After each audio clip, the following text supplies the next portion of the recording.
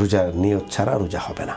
ইন্নামাল আ'মালু বিন্নিয়াত, প্রত্যেক কাজের জন্য নিয়ত আবশ্যক। রাসূল বলেছেন তাসাহহারু ফাইন্না ফিস সুহুরি বারাকা, তোমরা সাহারি গ্রহণ করো, কেননা সাহারির মধ্যে বরকত রয়েছে।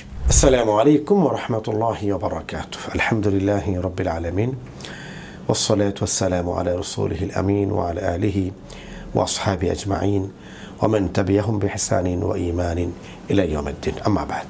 প্রিয় দর্শক, কাছে এবং দূরে, দেশে প্রবাসে যে যেখানে বসে বিআরএস টাইমস নিবেদিত ইসলামের যে পথে আলো অনুষ্ঠানটিতে যুক্ত হয়েছেন, সবাইকে জানাচ্ছি আন্তরিক প্রীতি, শুভেচ্ছা, ভালো এবং ভালোবাসা। আপনাদের পাঠানো প্রশ্নের শরীয় ভিত্তিক উত্তর নিয়ে আপনাদের পাশে আছি মাওলানা গাজী সানাউল্লাহ রহমানী। প্রিয় দর্শক, অনেক অনেক প্রশ্ন আপনাদের, এ সকল প্রশ্নের উত্তর আমরা জানাবার চেষ্টা করি কোরআন এবং হাদিসের ভিত্তিতে প্রতিদিন ইনশাআল্লাহ তাআলা। আজকেও বেশ কিছু গুরুত্বপূর্ণ প্রশ্ন আমরা নির্ধারণ করেছি আপনাদের জন্য, আপনাদের পাঠানো প্রশ্ন থেকে। এক নম্বর প্রশ্ন হলো, রোজার নিয়ত করা জরুরি কিনা? চমৎকার প্রশ্ন। রোজার নিয়ত করাটা আসলে জরুরি। রোজার নিয়ত ছাড়া রোজা হবে না। বুখারী শরীফের মধ্যে রাসূল করিম সাল্লাল্লাহু আলাইহি ওয়াসাল্লামের প্রথম যে হাদিসটি এসেছে সেটা হলো ইন্নামাল আ'মালু বিন্নিয়াত, প্রত্যেক কাজের জন্য নিয়ত আবশ্যক। নিয়তের উপরই কাজের সফলতা নির্ভর করে। রোজার নিয়ত করতে হবে। নিয়ত দুই প্রকার, একটা হলো কৌলি আর একটা ফেয়ালি। কৌলি মানে মুখে উচ্চারিত নিয়ত, ফেয়ালি মানে কাজের মাধ্যমে করা নিয়ত। কৌলি হলো আমরা যেটা করে থাকি। আমাদের মা চাচির একটা নিয়ত করে থাকেন, নাওয়াইতু আন আসুমা গাদান মিন শাহরি রমাদান আল মুবারাকি।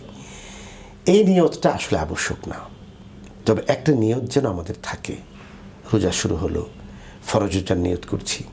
ওলামা একরাম বলেছেন প্রত্যেকটি রোজার জন্য নিয়ত থাকতে হবে। এখানে একটা ব্যাখ্যা আছে যে আমি যে সেহরির জন্য উঠছি এটাই তো আমার নিয়ত। হ্যাঁ, এটা নিয়ত, কিন্তু এটা হলো আমি কর্মের মাধ্যমে নিয়ত। কর্মের মাধ্যমে, নিয়তের মাধ্যমেও রোজা হয়ে যাবে, কিন্তু এরপরও আল্লাহর কাছে রোজাটা বিশুদ্ধভাবে যেন হয়, এই দোয়া করতে আপত্তি কোথায়? এই দোয়াটা তো আমরা চাইলেই করতে পারি। চলে যাচ্ছি পরের প্রশ্নে, সাহারি না খেলে কি রোজা হবে? এখানে একটা বিষয় হলো কি, সাহারি খাওয়াটা রোজার জন্য ফরজ বিধান নয়, কিন্তু রসুলকে অনুসরণ করা মুমিনের জন্য আবশ্যক। রাসূল করিম সাল্লাল্লাহু আলাইহি ওয়াসাল্লাম বলেছেন তাসাহহারু ফাইন্না ফিস সুহুরি বারাকা, তোমরা সাহারি করো। তাসাহহারু, সাহারি করো। কেন? ফাইন্না ফিস সুহুরি বারাকা, সাহারির মধ্যে বরকত রয়েছে। আমরা কিন্তু কেউ জিজ্ঞেস করে না যে ইফতার না করলে রোজা হবে কিনা। আমাদের অধিকাংশ প্রশ্নটাই আসে সাহারি কেন্দ্রে। কেন? ওই সময় ঘুমটা বেশ পেয়ে ওঠে। লক্ষ্য করুন, সাহারিতে না ওঠা মানে তাহাজ্জুদে না ওঠা, সাহারিতে না ওঠা মানে ফজরে না ওঠা। আল্লাহু আকবার! রমাদানুল কারীমের ফজর কি করে আমি ছেড়ে দিতে পারি? রাসূল বলেছেন তাসাহহারু ফাইন্না ফিস সুহুরি বারাকা, তোমরা সাহারি গ্রহণ করো, কেননা সাহারির মধ্যে বরকত রয়েছে। ওলামা একরাম ব্যাখ্যা করেছেন যে আপনি একটি খেজুর দিয়ে সাহারি করেন, এক গ্লাস পানি দিয়ে সাহারি করেন, সাহারিটা করুন। যেই যতটুকুই আপনি খান, সারাদিন আপনি প্রাণবন্ত থাকবেন, প্রাণোচ্ছল থাকবেন সাহারির বরকতে। আমাদের হয় না উল্টোটা, আমরা ফজরের আজানের 5 মিনিট আগ পর্যন্ত খেতেই থাকি। এরপরে হলো আজানের আর সেহরির সময় শেষ হতে আর 3 মিনিট, এই 3 মিনিট পানি ঢালতেই থাকি একেবারে। কেন? এত লম্বা সময় পর্যন্ত আমাদেরকে থাকতে হবে না, সাহারি অল্প খান। রাসূল করিম সাল্লাল্লাহু আলাইহি ওয়াসাল্লাম খুব সামান্য সাহারি খেতেন। আমাদের আয়েশা সিদ্দিকা রাদিয়াল্লাহু তাআলা আনহা বলেছেন আল্লাহ রাসূল 63 বছর পৃথিবীতে বেঁচে ছিলেন, একদিনের জন্য তিনি পেট পুরে খাননি, উদর পূর্তি করে খাননি। আমাদের অবস্থা কি? এই কথাগুলি বলতে অন্তর কেঁপে ওঠে। আমরা তো জীবনে এমন কোনো দিন হয়নি যে উদর খালি রেখে খাবার থেকে উঠে গিয়েছি। যতক্ষণ পর্যন্ত সম্ভব আমরা খেয়ে যাই, এটা উচিত নয়। সাহারি অল্প খাবো, কিন্তু খাবো, সাহারিটা যেন না ছুটে। এই জন্য সাহারি না খেলে রোজা হয়ে যাবে, কিন্তু সাহারিটা খাওয়া সুন্নাহ।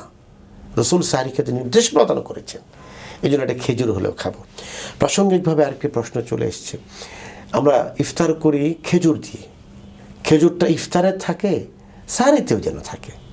কোনো কিতাবে এসছে রাসূল করিম সাল্লাল্লাহু আলাইহি ওয়াসাল্লাম সাহারিতে খেজুরও খেতেন, রুটি খেতেন, জৈতুন দিয়ে রুটি খেতেন।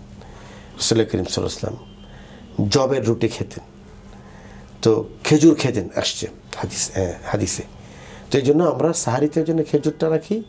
এতে সুবিধাটা যেটা হলো, রসুল যে খাদ্যের মাধ্যমে, যে ফলের মাধ্যমে সাহারি করতেন, আমরা সেই ফলের মাধ্যমে সাহারি করতে পারলাম। জাযাকাল্লাহ খায়ের। এবারের প্রশ্নটি ইফতার নিয়ে। ইফতার কোন জিনিস দিয়ে ইফতার করা সুন্নাহ? সুন্দর প্রশ্ন।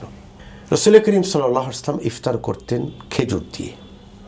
কোনো কোনো হাদিসে এসেছে রোতাব, কাঁচা খেজুর, আধা পাকা আধা কাঁচা, এটাকে রোতাব বলা হয়, কাঁচা খেজুর। কিন্তু এটা আবশ্যক নয়, খেজুর দিয়ে ইফতার করতে পারে, এটা সুন্নাহ। আল্লাহ নবী সবসময় কাঁচা খেজুর নরম তুলতুলে খেজুর দিয়ে ইফতার করেছেন এমন নয়। কখনো তিনি শুকনো খুরমা দিয়ে ইফতার করেছেন। খুরমা আপনারা জানেন ভাঙতে বেশ বেগ পেতে হয়, গলা শুকিয়ে আসে। আল্লাহর প্রিয় হাবিব রাসূল আকরাম সাল্লাল্লাহু আলাইহি ওয়াসাল্লাম এই খুরমা দিয়ে ইফতার করেছেন।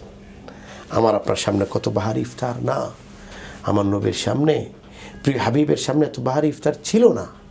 খেজুর, একটু পানি, এটাই নবীজির ইফতার ছিল। কখনো একটু দুধ সাহারিতে, এটাই ছিল নবীজির সিয়াম সাধনা। তো নবীজি সাল্লাল্লাহু আলাইহি ওয়াসাল্লাম খেজুর দিয়ে ইফতার করতেন। এমনও হয়েছে খেজুর নেই, খুরমা নেই, খালি এক গ্লাস সাদা পানি, এই পানি দিয়ে রাসূল ইফতার করেছেন। এই জন্য এখানে জবাব হলো খেজুর দিয়ে ইফতার করা সুন্নাহ। খেজুর না থাকলে খুরমা দিয়ে ইফতার করা সুন্নাহ, খুরমা না থাকলে পানি দিয়ে ইফতার করা সুন্নাহ। তিনটার যে কোনো একটি থাকলে আমাদের সুন্নাহ আদায় হয়ে যাবে। আল্লাহ রাব্বুল আলামিন আমাদের প্রত্যেককে সুন্নাহভিত্তিক জীবনযাপনের তৌফিক দান করুন, আমিন।